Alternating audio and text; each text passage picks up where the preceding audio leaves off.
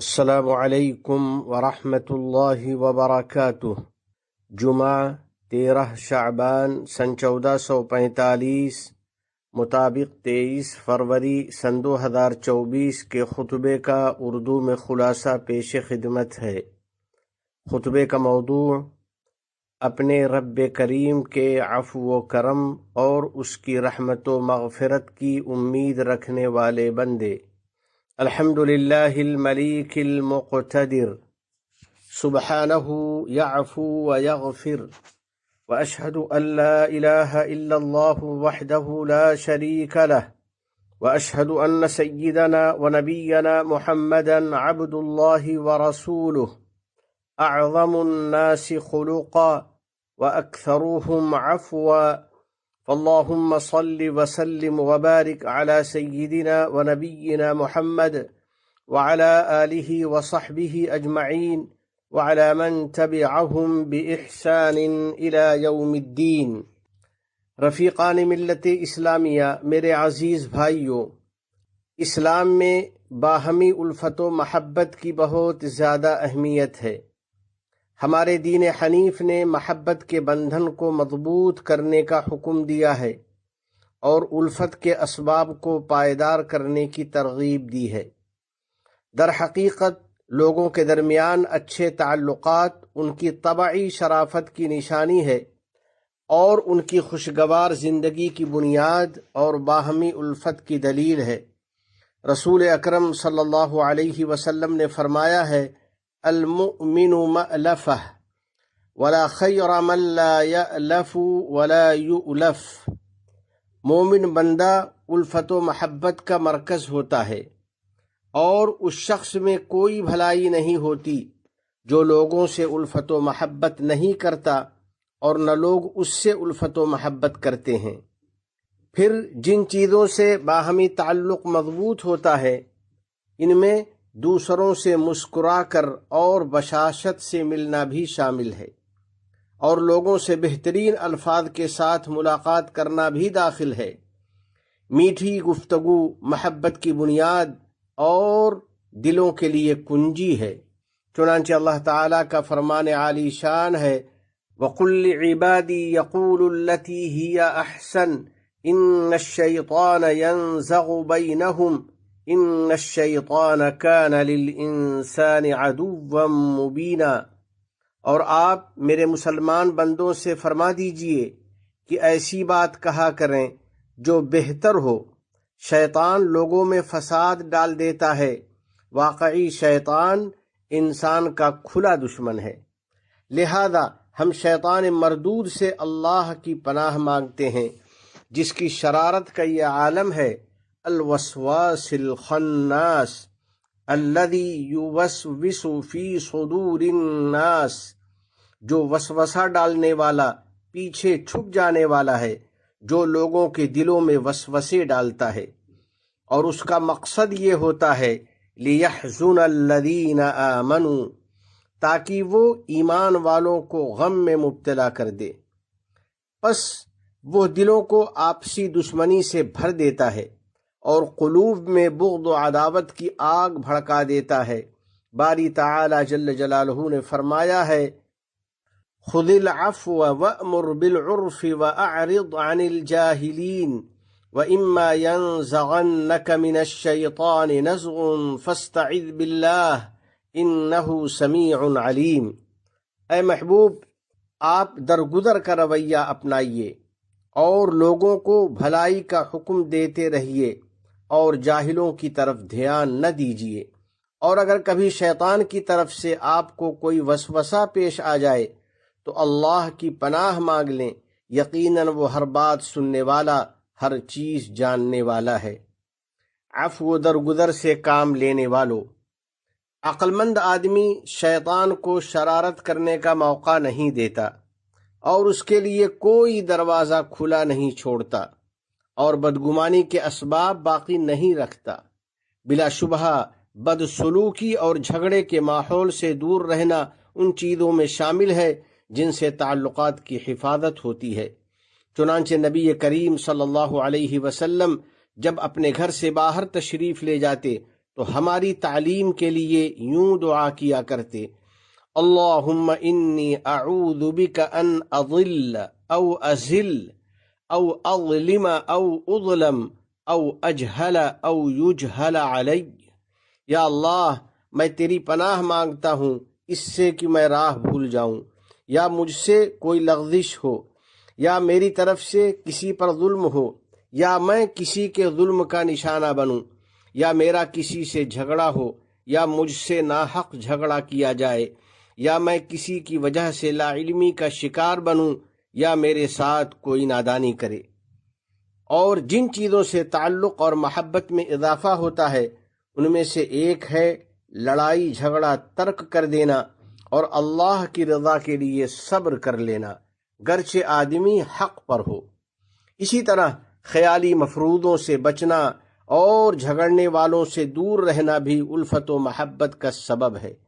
یقیناً لڑائی اور دشمنی بہت بری چیز ہے۔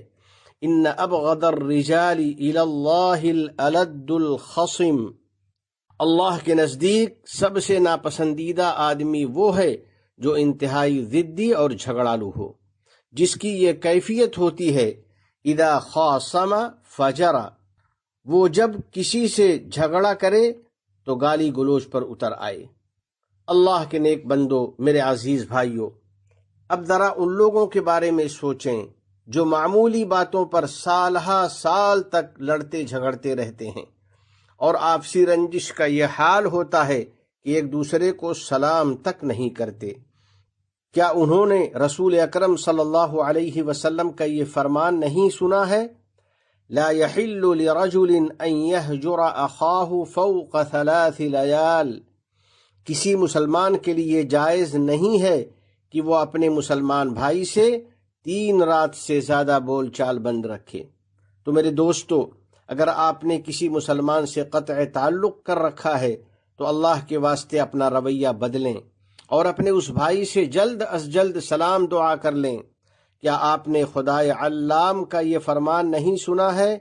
فاصفح عنہم وقل سلام، تو آپ ان سے بے رخ رہیے اور یوں کہہ دیجئے کہ تم کو سلام کرتا ہوں۔ بلا شبہ نیک بندے اور بڑے دل والے اپنے دشمن کو معاف کر دیتے ہیں اور اپنے اخلاق کی طاقت سے دوسروں پر حاوی ہو جاتے ہیں۔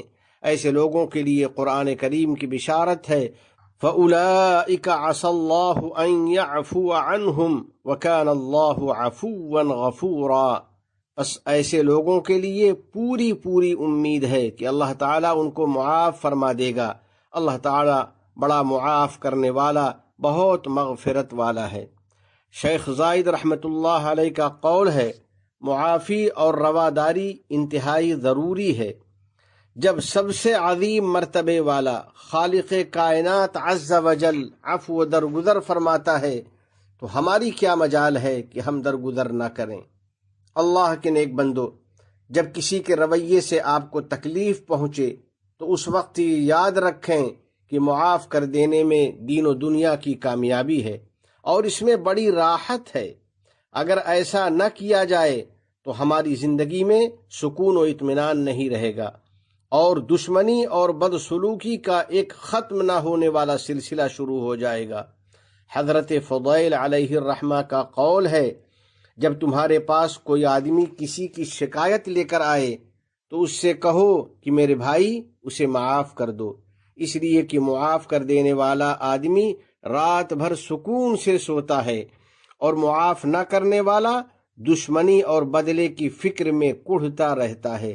کسی شاعر نے کیا خوب کہا ہے، لما عفوت ولم احقد على احد ارحت قلبی من ہم العداوات، جب میں نے سب کو معاف کر دیا اور کسی سے بغض و عداوت نہیں رکھا تو در حقیقت میں نے اپنے نفس کو عداوت اور دشمنی کے رنج و غم سے راحت دے دی۔ یا اللہ، اے معاف فرمانے والے، اے کریم، ہمیں بھی ان بندوں میں شامل فرما دے جو دوسروں کو معاف کرتے ہیں، جس کی برکت سے تو ان کے ساتھ عفو و درگزر کا معاملہ فرماتا ہے اور ان کو دین و دنیا کی کامیابی عطا فرماتا ہے۔ اپنے رب کریم کے عفو و کرم کی امید رکھنے والو، اس وقت آپ شعبان کے مبارک مہینے میں ہیں۔ جس کی بابت حدیث پاک میں ارشاد ہے ترفع فیہ الاعمال الی رب العالمین، اس میں بندوں کے اعمال رب العالمین کے حضور پیش کیے جاتے ہیں۔ اس مبارک مہینے میں باری تعالیٰ کی عظیم الشان رحمت و مغفرت کو ہمیں یاد رکھنا چاہیے۔